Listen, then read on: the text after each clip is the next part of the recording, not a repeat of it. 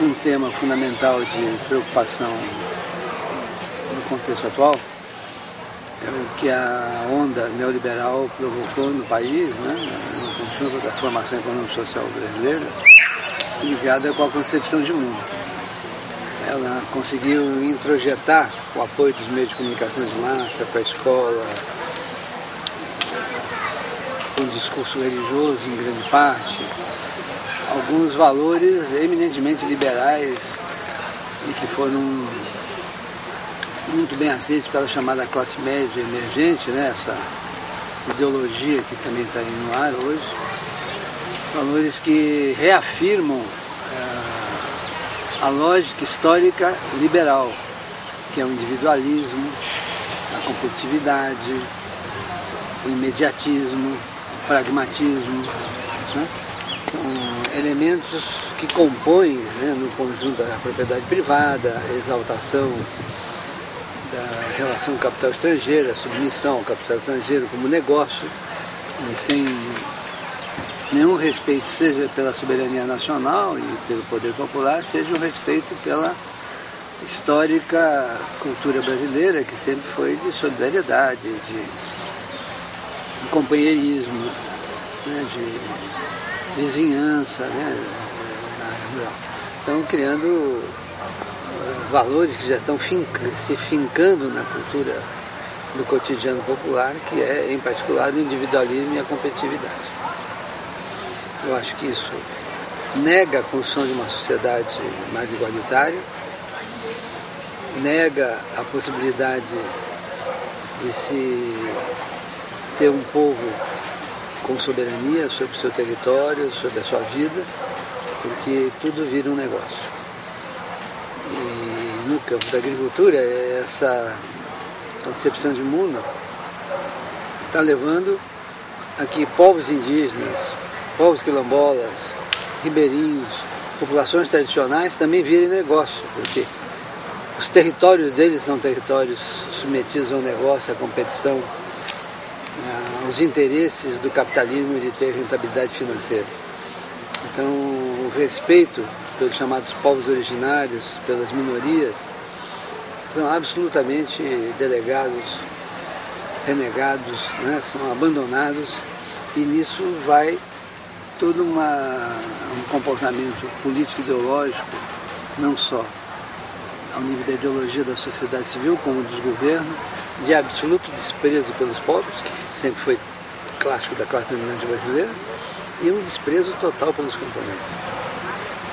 Então, eu creio que nós temos que reagir na luta econômica, política, ideológica, e principalmente na ideológica, sob essas concepções de mundo.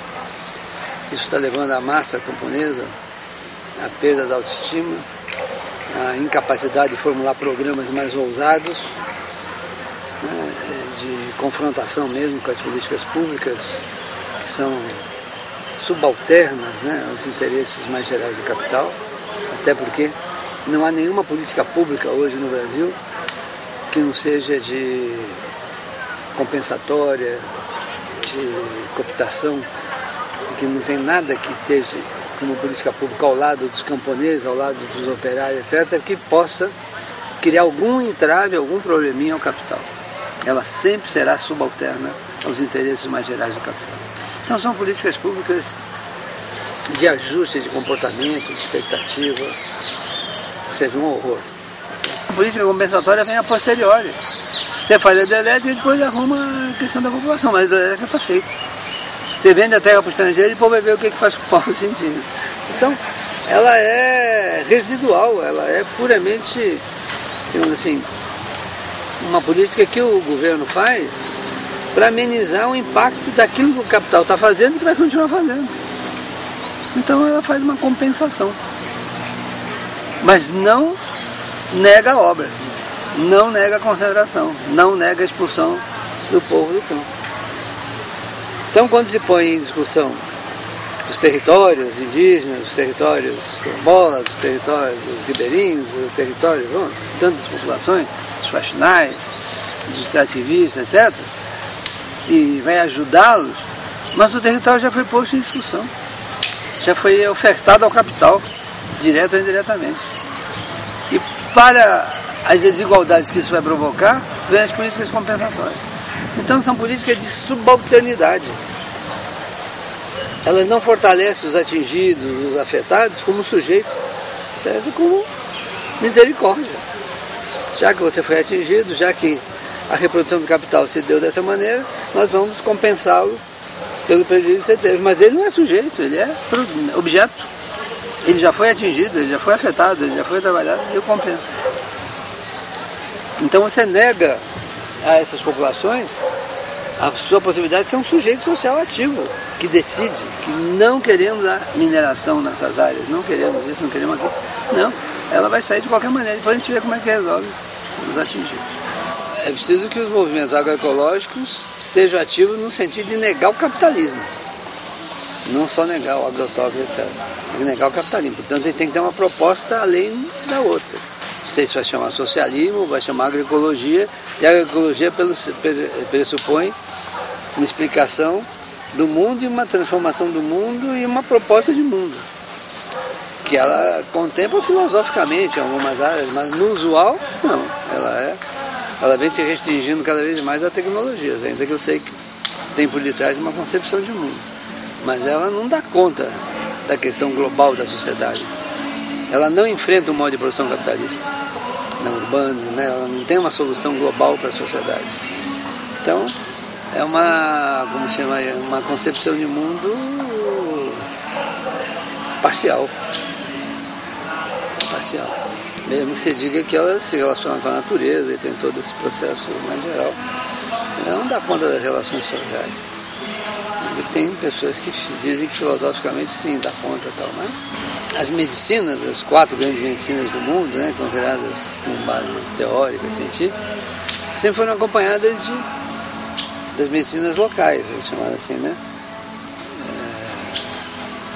Dos herbários, né? Mas elas sempre existiram, então a expressão que diz, elas são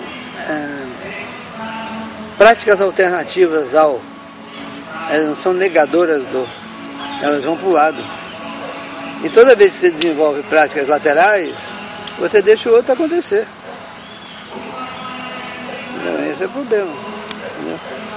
Por isso que eu venho insistindo, o campesinato tem que negar o modo de produção capitalista no campo, e dizer qual é o modo que ele quer. O que eu quero? É uma economia camponesa generalizada? Por isso que eu brinco, falo. Se nós não tivermos um projeto de sociedade, a partir dos camponeses e um diálogo com os operários, outros, nós temos propostas operacionais pequenas, parciais. E isso não se permite a fundo da negação do dominante. Isso é o que estamos vivendo hoje, uma forma de escapismo. Como foram as comunidades hippies, as comunidades outras, vou criar uma comunidade alternativa, um viver coletivo. Eu vou lá, pego uma área, faço uma comunidade alternativa, mas eu não neguei o outro. Não fui para o confronto com o outro. Não, liberdade. Tanto que acabaram, e o outro não acaba. Então, eu não vejo outra hipótese senão você ter projetos com concepção geral, né, com background, pano de fundo, né, de concepção de mundo, um projeto global para a sociedade. Depois os particulares, urbanos, isso, aquilo, mas eu tenho que ter essa visão de conjunto.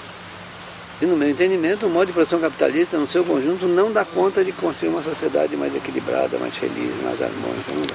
Então eu tenho que negar esse modo de produção, no geral. E assumir os riscos de ser negação. Mas toda negação pressupõe um resultado depois, né?